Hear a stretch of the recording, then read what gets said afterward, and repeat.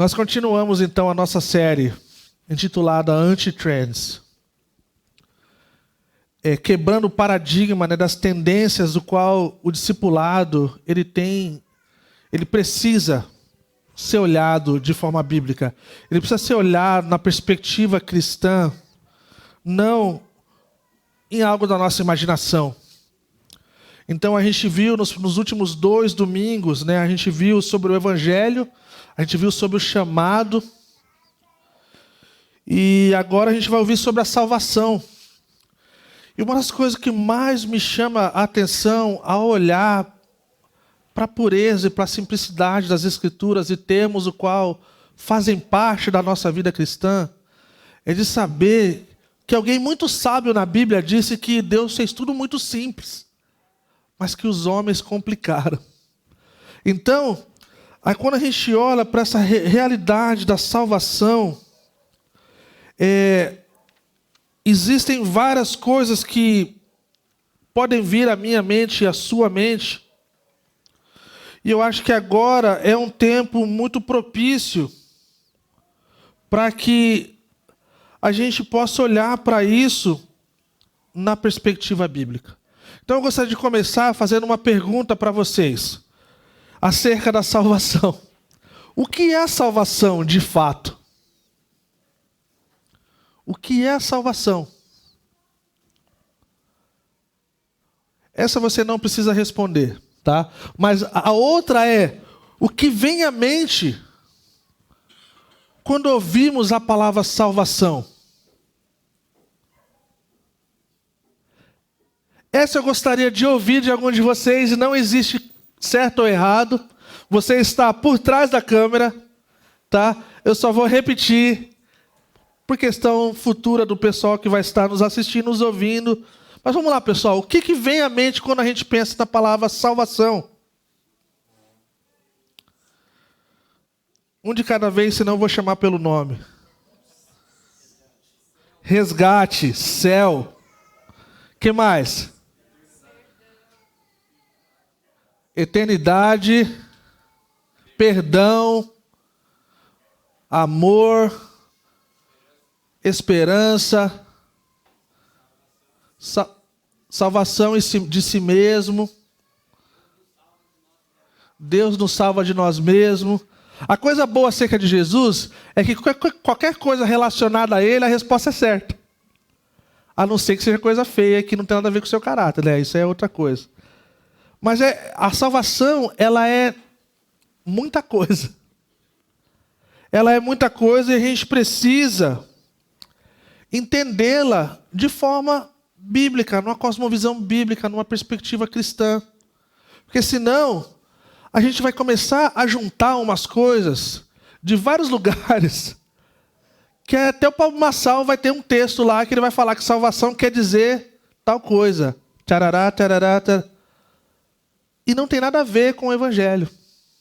Não tem nada a ver com a vida cristã. Não tem nada a ver o que a Bíblia fala para a gente. Olha que interessante esse texto. Eu gostaria de a gente olhasse junto.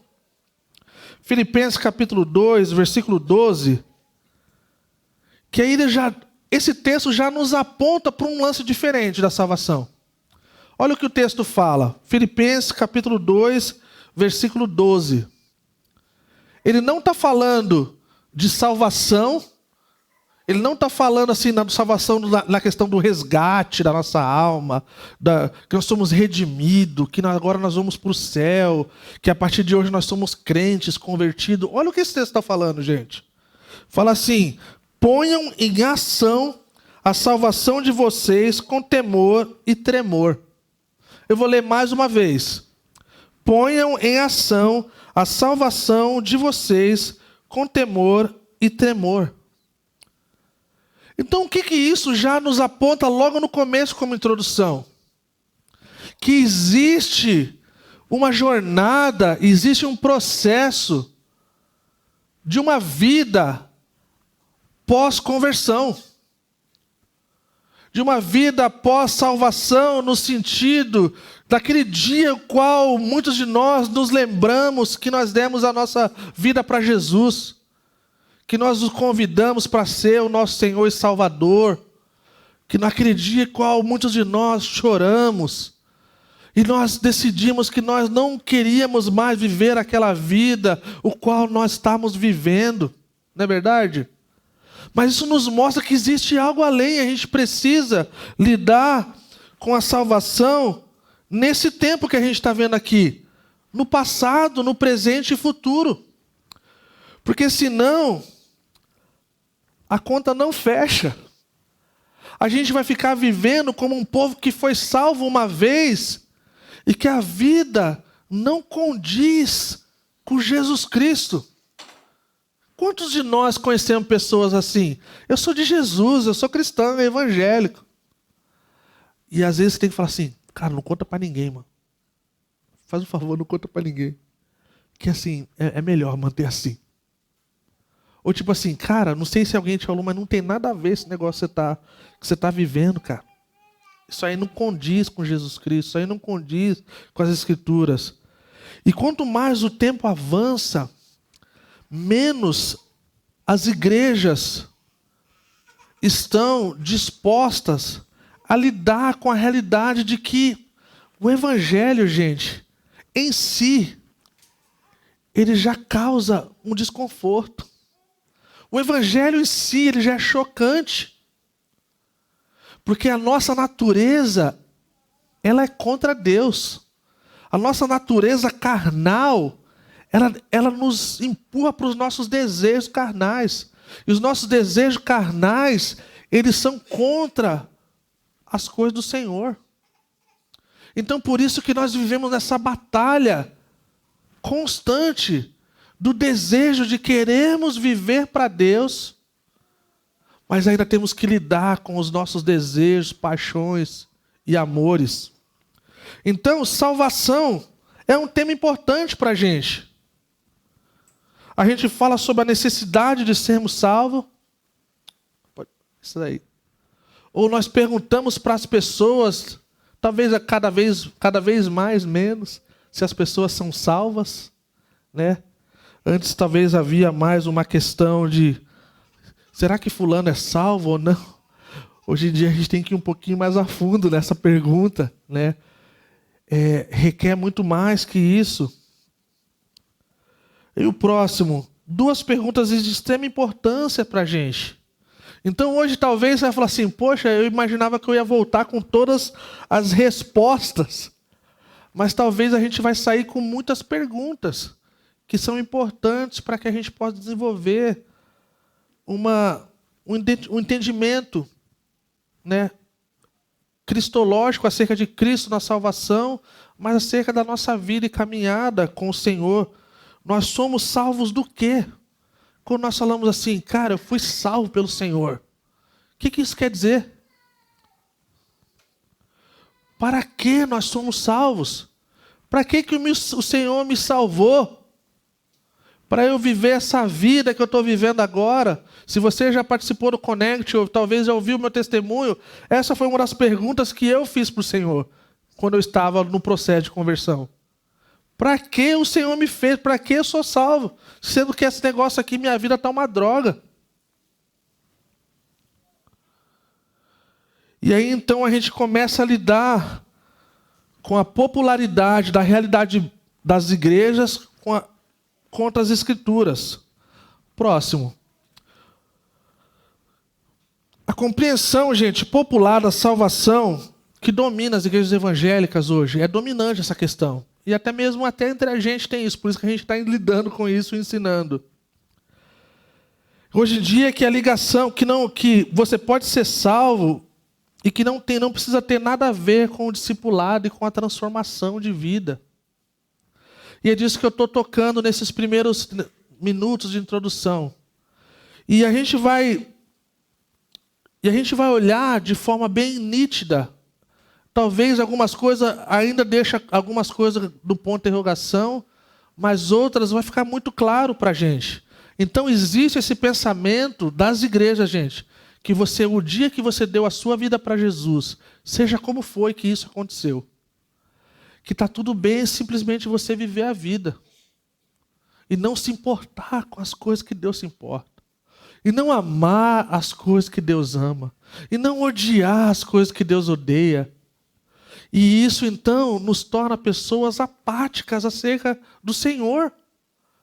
E se nós de fato desejamos viver essa vida que agrada o Senhor, nós precisamos responder por esse amor. Não é verdade? E nós que temos pessoas na nossa vida, o qual no dia a dia nós convivemos com pessoas que fazem parte da sociedade, o qual nós somos partes, nós sabemos quando nós ferimos alguém a quem nós amamos, o nosso coração fica partido e a gente precisa agir. Não é verdade? Mas parece que esse sentimento acerca do Senhor, ele já não está mais dando sinal. De tanto que a gente se acostumou com o que é popular, com o que é a maioria, que a voz do povo é a voz de Deus, quando nunca foi e nunca será. Pelo contrário, tudo que envolve o Senhor é contra a cultura, gente. Se você quiser agradar o Senhor, tenha certeza de uma coisa, gente. Vai ter um bando de gente lá fora odiando você e discordando da vida que você... Alguns vão te chamar de louco, outros vão te chamar de pirado. E sempre vai ser uma minoria de pessoas que desejam essa realidade e entendem essa realidade.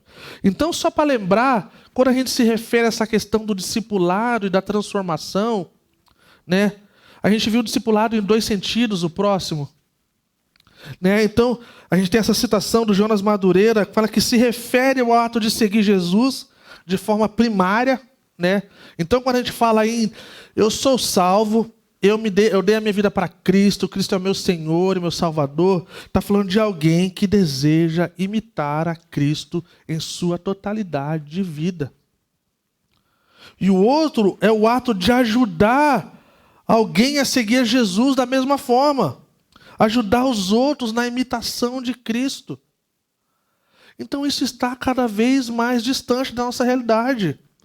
Quando a gente falou no primeiro encontro acerca do Evangelho, se você for em cada igreja, se você for em cada missão evangélica e você perguntar o que é discipulado, existem várias coisas que vão ser faladas, gente. E talvez todas elas, de alguma forma, elas podem permear a realidade dessa vida que imita a Cristo. Mas ela não é em si o termo completo do discipulado. A ideia do discipulado é viver uma vida inteira em busca dessa realidade de estarmos com o Senhor, de nos tornarmos como o Senhor e praticarmos as práticas do Senhor. Essa é a totalidade do discipulado. Isso pode incluir se encontrar com pessoas uma vez por semana, isso pode ser uma questão de se encontrar de tempo em tempo, de ter tempos de oração, de louvor, de palavra, de tomar café junto, de comer pizza junto. Pode envolver tudo isso. Mas é algo que requer de todos aqueles o qual se chamam filhos de Deus, servos de Jesus Cristo, estarem comprometidos em se tornarem pessoas que parecem com o seu mestre. E eu costumo dizer, quando as pessoas falam, né, de forma desesperançosa acerca do mundo, eu falo, imaginem esse mundo se os habitantes dessa terra obedecessem às Sagradas Escrituras. Como seria esse mundo? Como seria a forma que nós lidaríamos com dinheiro? Como seria a forma que nós lidaríamos com crime? Como seria a forma que nós lidaríamos com as relações, com o matrimônio, com as amizades, com o trabalho, com a confiança, com a honestidade? Esse mundo seria diferente, gente. E não precisa pensar muito acerca disso, não é verdade? Então, uma citação do Dallas Willard, da próxima, ele fala assim, em termos simples, como agora geralmente se entende ser salvo e, portanto, ser cristão, não tem qualquer ligação conceitual ou prática com tal transformação. Eu vou ler mais uma vez.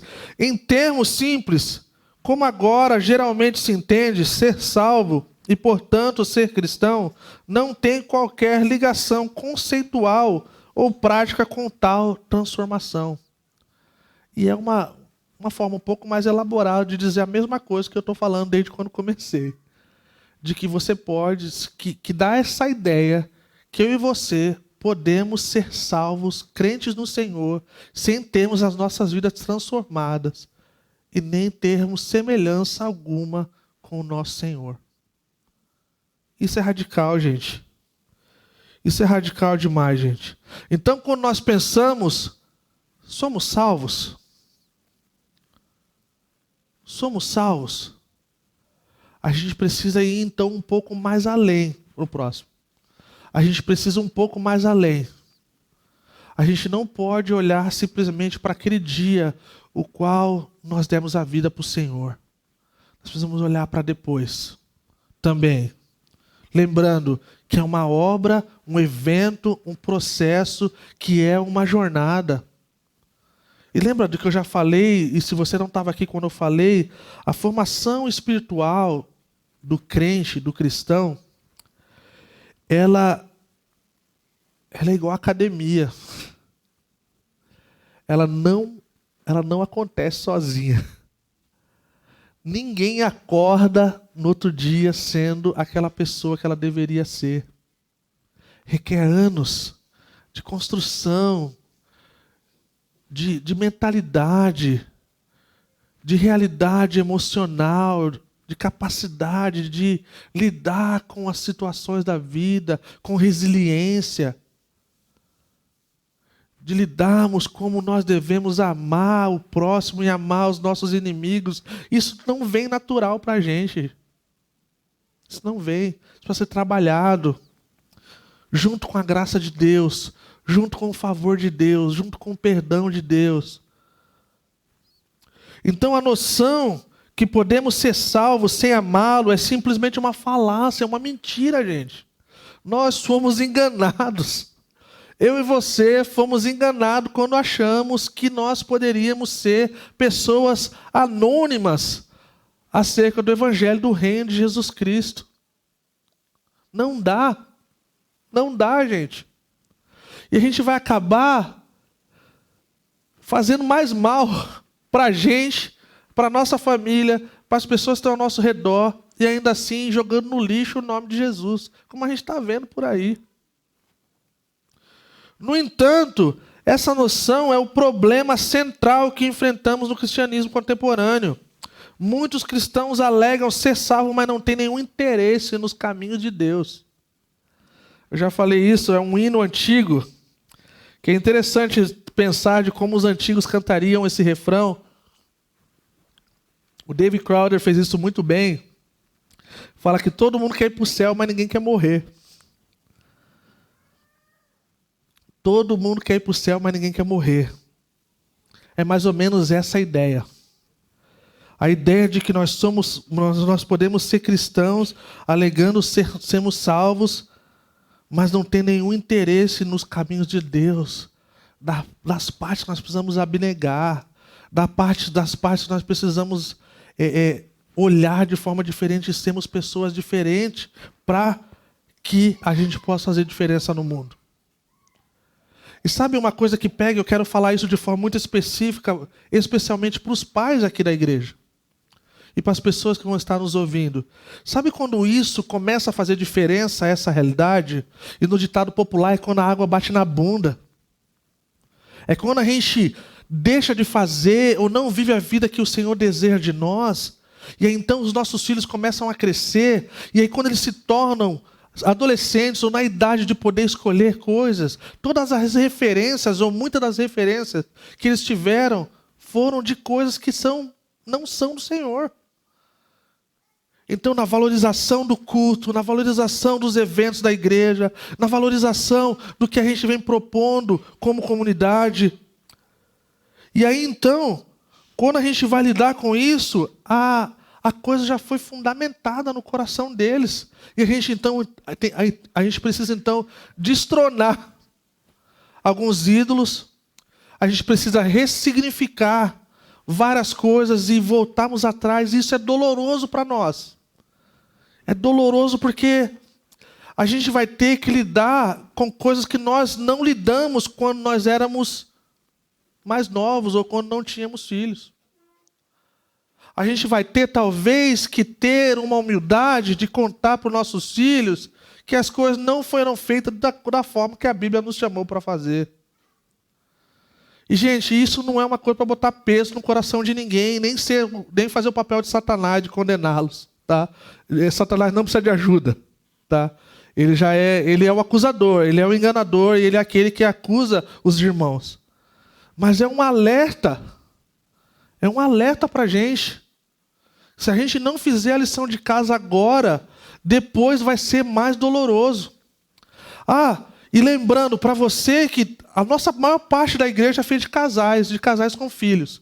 A gente não tem como negar isso, se tornou o nosso público-alvo, tá? Não era o nosso desejo. Mas então a gente tem sempre que lembrar dos irmãos que são solteiros, que estão aí querendo namorar, querendo casar, querendo ter uma família. Agora é um bom momento para você se ocupar com as coisas do Senhor. Você tem tempo, a maioria de vocês tem até bom dinheiro, que vocês possam aproveitar isso nesse momento, vocês possam buscar o Senhor, vocês possam aproveitar tudo que está acontecendo por aí de bom, junto com a Irmandade, seja fazer esporte, seja o que for, gente. Qualquer coisa que façam para a glória do Senhor. E aí então, para os casados com os filhos, tem essa realidade. Nós temos que enfrentar um espelho daqui a um tempo ou de tempo em tempo. Nós vamos ter que... Isso é dolorido, gente. Eu falo para vocês, e não no tom de brincadeira, a Lília, se houvesse anja, ela era anja. Eu já não posso falar o mesmo, gente. E eu não tenho orgulho do meu passado, mas o meu passado foi terrível, gente. E ter agora os filhos crescendo requer uma humildade assim, gente, que não vem de nós mesmos, porque não dá para vir, tem que vir do Senhor. De poder falar assim, filho, eu estou te falando como alguém que não quer que você sofra, cara. Porque eu já sofri. Mas sabe, a melhor coisa que o papai fez, cara, foi ter vivido uma vida que agradava o Senhor na juventude, cara. E o Senhor me protegeu do mal. E muitas vezes eu queria o mal. Mas o Senhor foi bondoso. E o Senhor nos guardou, nos livrou. Então, gente, os caminhos de Deus requer, sim, muita coisa. Requer uma abnegação de vida. Lembra do jovem rico? Senhor, fala para mim, Senhor, o que eu posso fazer? Vende tudo e dá para os pobres. Jesus não estava interessado no dinheiro do jovem rico, gente. Podia ser qualquer coisa. Ele podia ter chegado de bike lá. E o Senhor falou assim, cara, deixa tua bike aí, mano. E ele falou assim, poxa, minha bike não. Vou chegar de skate, né? Tipo assim, pô, meu skate não, cara. Meu skate foi o que eu montei, né, cara, e tal. Podia ser qualquer coisa, era o coração que estava sendo revelado. A ideia é assim, Jesus, eu tô a fim de te seguir. Mas tem umas coisas que eu não estou disposto ainda não, gente. Essa é a ideia. E todos nós, de alguma forma, temos essas coisas. Sejam elas quais são. Quaisquer que sejam. E a gente vai precisar, então, gente, de termos a nossa mente iluminada para a nossa realidade acerca disso. A próxima. A primeira palavra do Evangelho, quando você olha acerca dos 4 Evangelhos, Mateus, Marcos, Lucas e João, quando você vê o Evangelho sendo proclamado, ele vem com uma palavra junto. E essa palavra é arrependimento. E essa é uma palavra de extrema importância para quem deseja viver uma vida que agrada o Senhor. Então a primeira palavra do Evangelho, que frequentemente é ignorada, é arrependimento.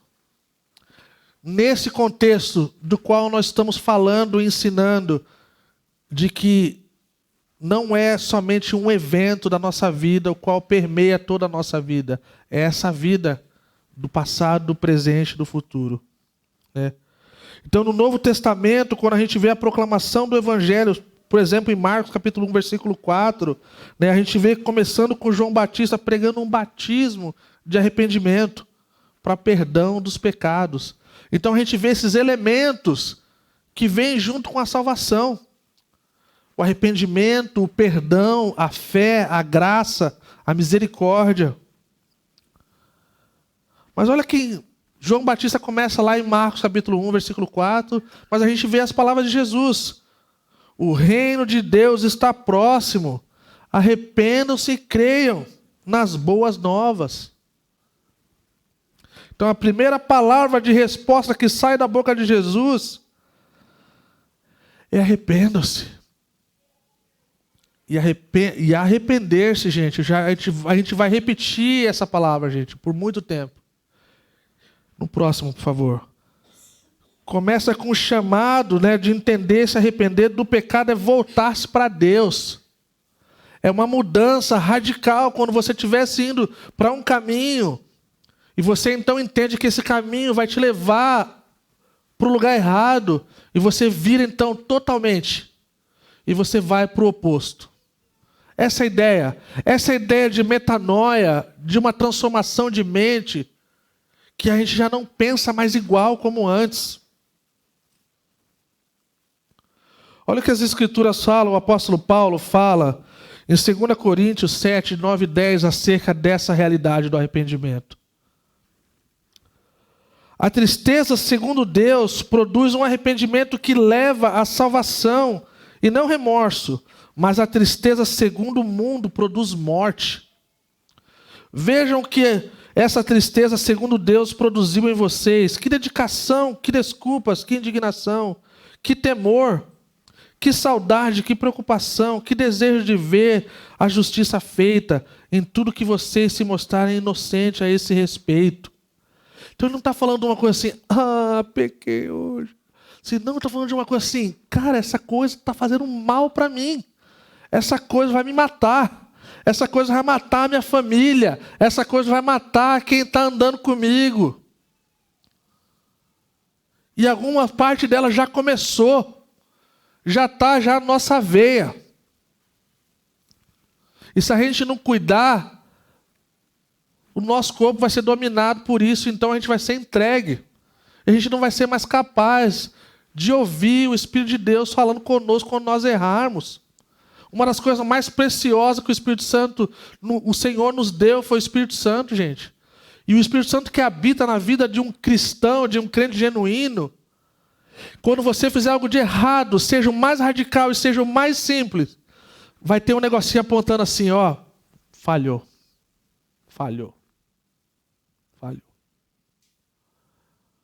Algumas vezes essa voz ela vai se estender e vai falar assim, você precisa fazer algo acerca disso. Você precisa se humilhar, você precisa pedir perdão. Você precisa mudar a direção de novo, você precisa mostrar que você está de fato arrependido. E mudar, e não fazer mais. E diante do Senhor pedir ajuda para que, se for uma questão de temperamento, se for uma questão fora do lugar, com desejos ou coisa do tipo, que a gente possa entregar diante do Senhor e reconhecer que nós precisamos de ajuda. Próximo. Wayne Grudem, né, um teólogo famoso, ele define o pecado como uma tristeza sincera pelo pecado. Uma renúncia a ele e um compromisso sincero de abandoná-lo e caminhar em obediência a Cristo. Olha que coisa linda isso, gente. Isso aqui é algo de extrema importância. E isso explica tudo isso que a gente está tentando falar nesses minutos que foram falados. Fala assim, ele define o pecado como uma tristeza sincera pelo pecado. Nós fazemos algo de errado, então nós somos entristecidos de forma sincera. Uma renúncia. Cara, eu não vou fazer mais isso. Isso aqui faz mal. E um compromisso sincero de deixar, de abandonar e caminhar em obediência a Cristo. O arrependimento genuíno inclui tanto um componente emocional como uma decisão correspondente da vontade de fazer meia volta e de mudar o comportamento. Tem vezes que a gente é tomado de emoção acerca das coisas. Mas a gente precisa tomar de um compromisso, de mudança, de direção. E voltar para o lugar do Senhor. E voltar e pedir ajuda para o Senhor. Amém? Ninguém pode seguir Jesus sem se arrepender. Ninguém. Não tem como viver uma vida que agrada o Senhor sem arrependimento. Mais uma vez, o N. Gruden ele escreve que é claramente contrário às provas do Novo Testamento falar sobre a possibilidade de ter uma fé verdadeira, ter uma verdadeira fé salvadora sem ter qualquer arrependimento pelo pecado.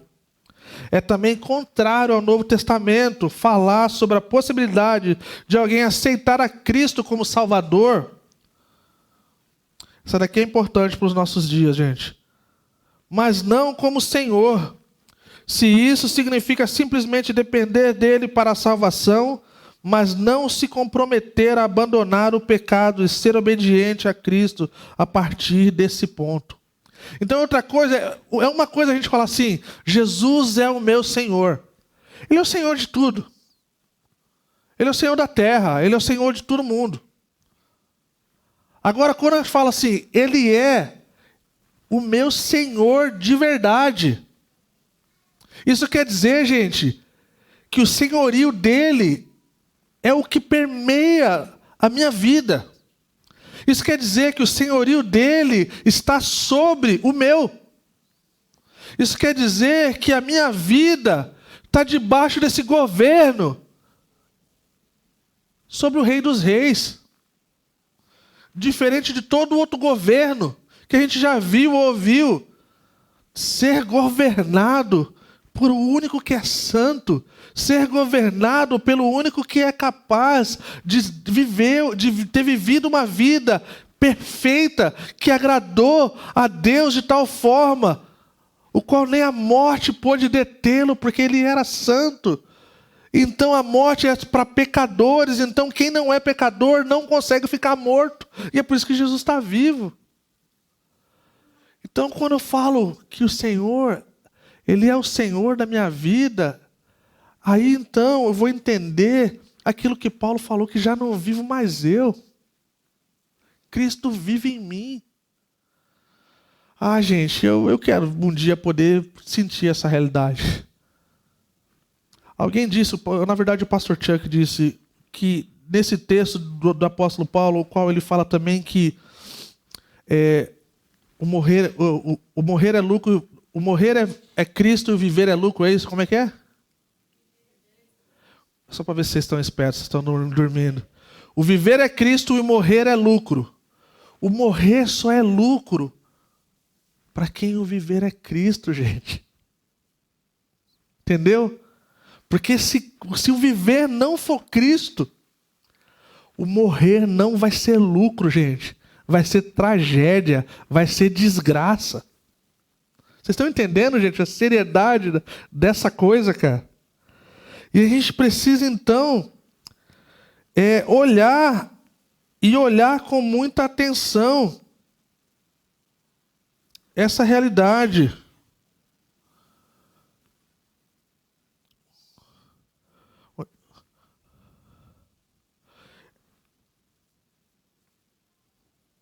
Essa é uma palavra dura para nós, pessoal. E para quem me conhece sabe que ser duro não é um dos meus talentos, né?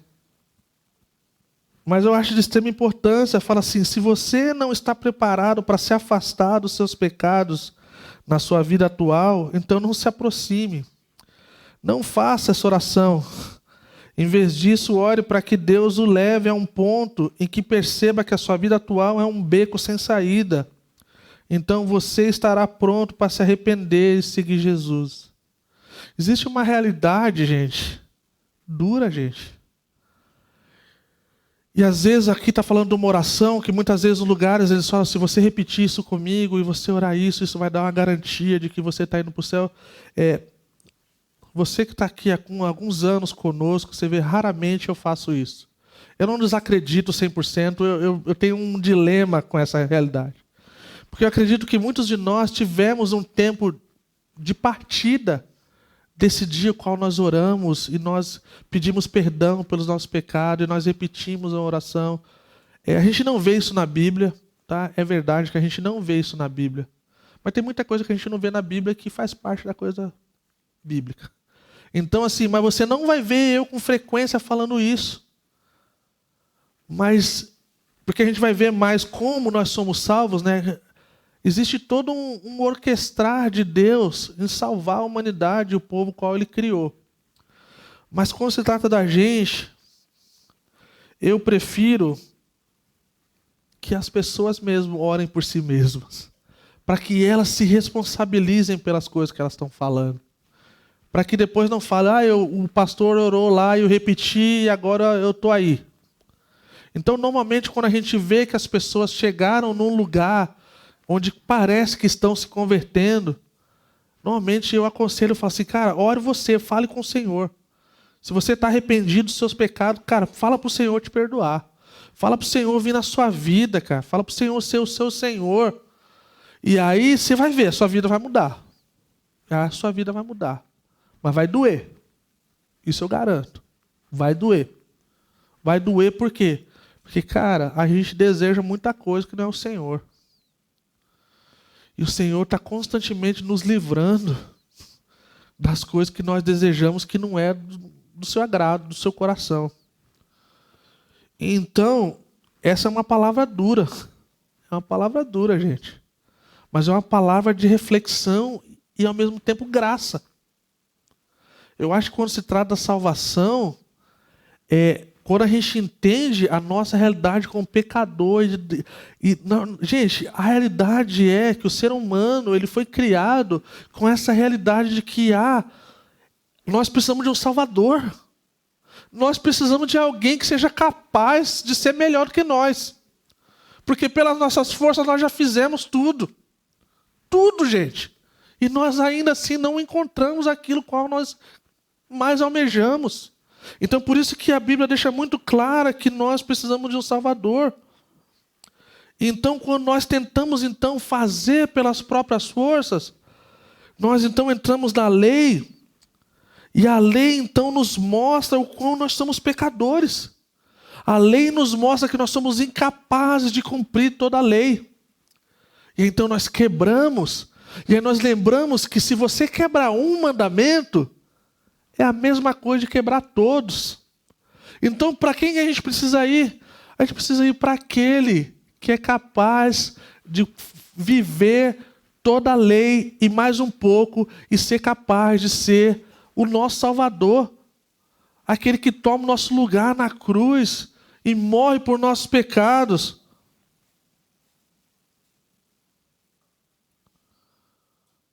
Bora lá, o próximo. Conversão e discipulado. Enfatizamos corretamente o perdão de pecados, mas divorciamos a conversão a Cristo do chamado bíblico ao discipulado. Do chamado bíblico ao imitarmos a vida de Cristo.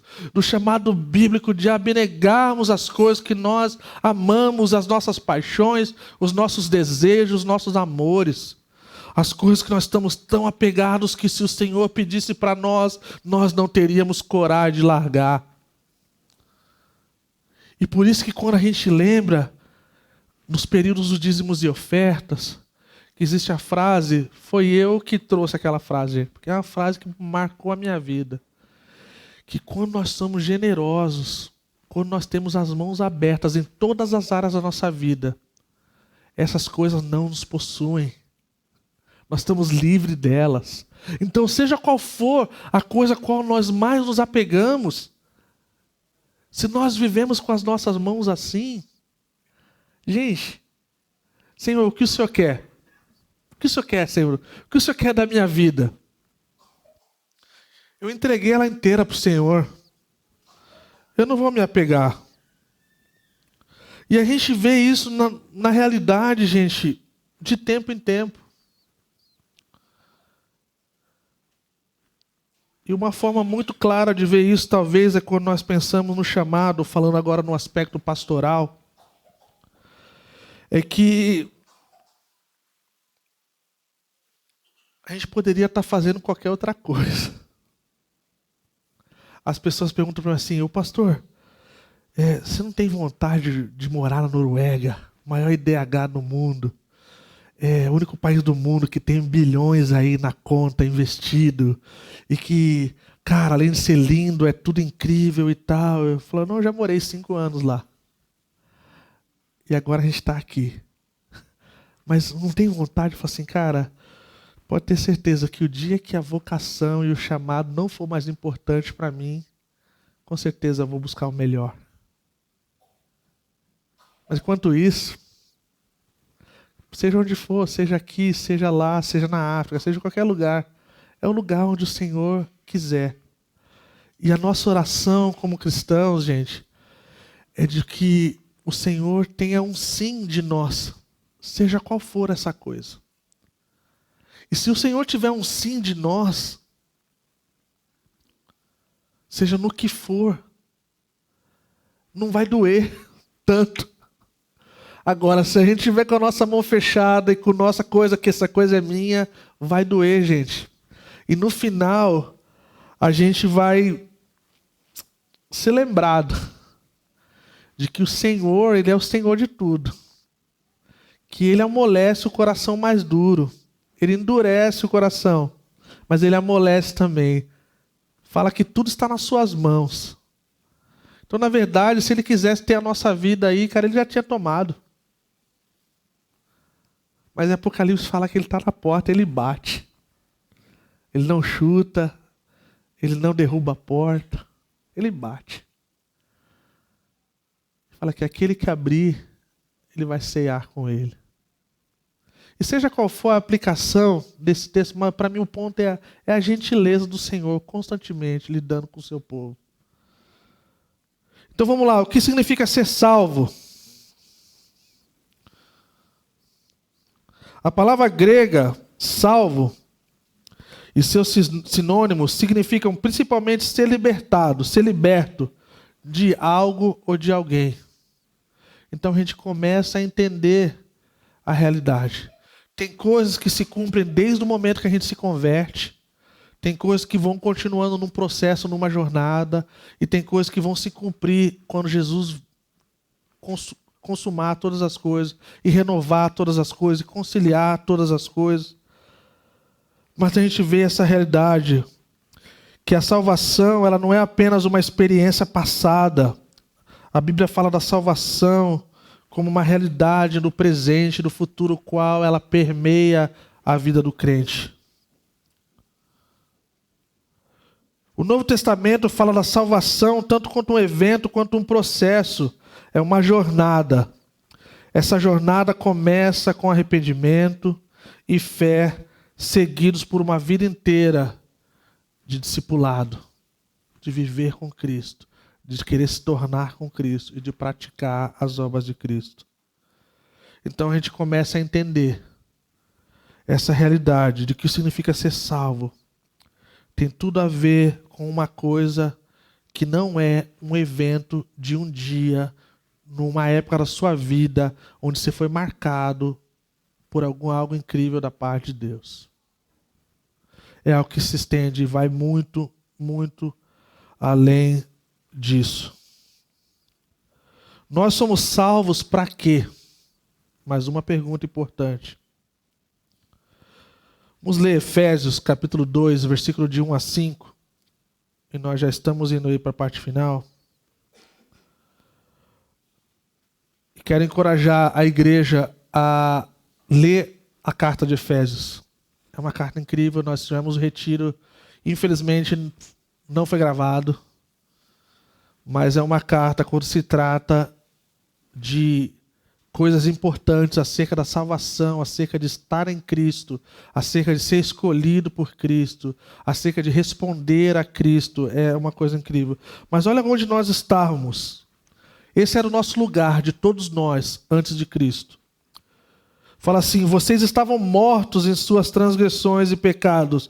Opa, peraí, pastor, eu também? Você também. Nos quais costumavam viver quando seguiam o presente ordem deste mundo e o príncipe do poder do ar. O espírito que agora está atuando nos que vivem na desobediência. Anteriormente, todos nós também vivíamos entre eles, satisfazendo as vontades da nossa carne, seguindo os seus desejos e pensamentos. Como os outros, éramos por natureza merecedores da ira. Todavia, Deus, que é rico em misericórdia, pelo grande amor que nos amou, deu-nos vida juntamente com Cristo, quando ainda estávamos mortos em transgressões. Pela graça vocês são salvos. Não é por nada que eu e você possamos fazer. O nosso estado era de morte, morto não tem o que oferecer, nada de bom para ninguém, muito menos para o Senhor. Então, por tamanha graça e misericórdia e bondade, o Senhor então nos dá a vida. E para nós que estamos nos perguntando, mas qual é o plano de Deus para a minha vida? Qual é a vontade de Deus para a minha vida? Como é que eu posso saber o que Deus quer de mim? Efésios 2:10.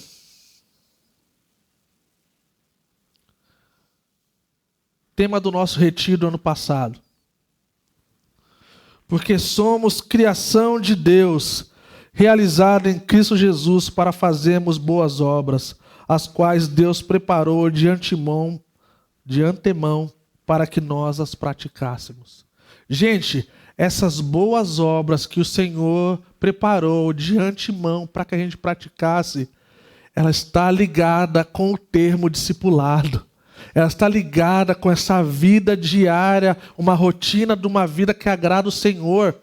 Ela está na agenda da vida daqueles que foram resgatados e que estão em Cristo Jesus. Vocês estão entendendo, gente? Às vezes parece que não faz ligação, mas esse é o jeito natural da coisa. Então, você quer saber o que Deus tem para a sua vida? Pratique boas coisas. Pratique as boas obras. Olhe para as Escrituras e fale: cara, o que eu posso viver para me parecer mais com o meu Senhor? Aí, gente, a gente vai viver uma outra realidade. Vai viver uma outra realidade. Próximo. Como que isso acontece? Como que nós somos salvos, né?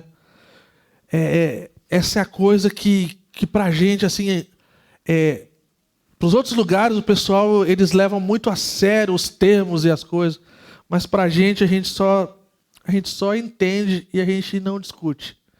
Não porque a gente não tem espaço para discussão, mas a gente acha besteira alguns termos. Mas olha lá. Como que eu e você somos salvos? Mais uma vez, Efésios. Por vocês são salvos pela graça. Então, em outro termo, assim, por algo que você não merece. Você está recebendo algo que você não merece. Quando se trata de bondade. Por meio da fé, que é algo, cara, que nos conecta com Deus, que nos faz agradar a Deus. Sem fé é impossível agradar a Deus. Então, o próprio Deus, ele está gerando isso na gente. E isso não vem de vocês. É dom de Deus, é um presente de Deus. Não por obras, para que ninguém se glorie. Não tem algo que a gente possa fazer para a gente ter isso. Então, de forma bem simples, não precisa ser chato com um monte de gente neocalvinista aí. É tipo assim, chegou o Natal, sua família vai te dar um presente. Você não pergunta o preço e você não rejeita o presente. Simples. Não é verdade? Não é uma tolice, gente? Chegar no Natal, alguém te dá um presente e você fala: quanto foi? Ou tipo assim: valeu, muito obrigado, mas não estou afim não. Esse presente aí eu não estou afim. Pode ser a coisa mais feia, que aquela pessoa da família que você sabe que não dá muito liga, e aí te dá um presente meio estranho. Mas assim, cara, que aí a gente finge, mas as crianças não fingem. É tipo isso. Só que da forma boa. Tá? Não vale a pena. Não, gente, é o que a gente recebe, a gente aceita. E a gente entende, então, que quando nós respondemos para o Senhor, é algo que Ele faz em nós, tanto querer quanto efetuar, de acordo com a sua vontade. Então Ele nos dá a capacidade de poder responder para Ele.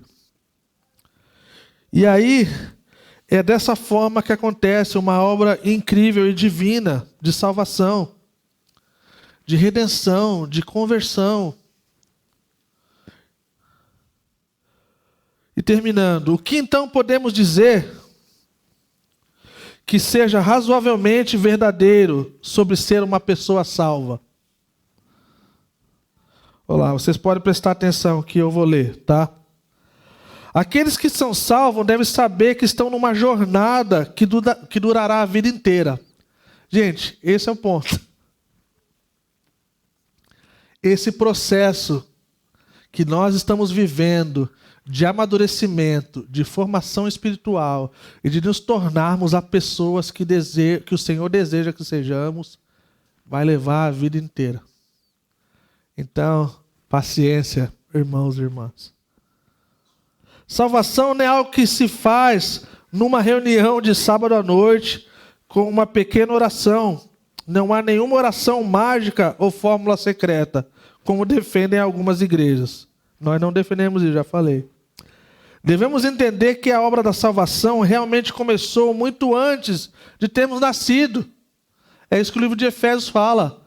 Antes da fundação do mundo. Isso é uma coisa dura e louca de acreditar, mas é assim que é.